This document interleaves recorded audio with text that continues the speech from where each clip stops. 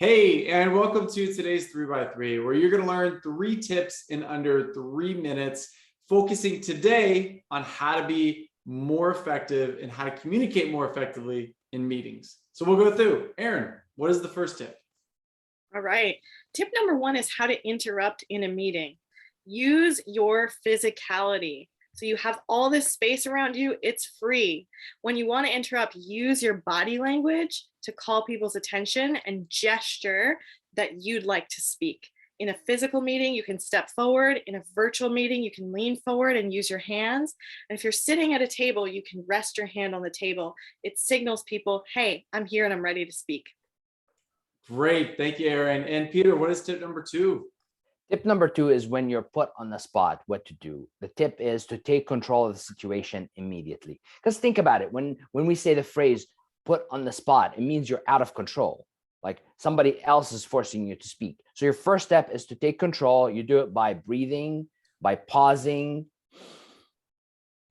before you respond, or you verbally take control. You say, okay, before I answer that question, let me answer this, or give me a second to put my thoughts together. Or you say, can you ask somebody else? Let me put my thoughts together and I'll come back to you on this one. That's called taking control. And that's going to give you a lot of confidence, and it's going to make your responses sound like $1,000,000. That's great. Thank you, Peter. And Aaron, what is the third tip? Tip number 3 is about working with your inner critic. So when you're in a meeting and you get called on, maybe you're put on the spot, you start to feel really worried about how you're going to come across or what you're going to say. So when you're working with that inner critic, again, take a pause and take a deep breath. And then tell yourself that your voice matters, right? You're a professional and you're being paid for your opinion, so they want you there. So you can tell yourself, I'm here for these reasons. And you can even tell yourself your own credentials, right? Something you do internally. And then just take that deep breath and go forward.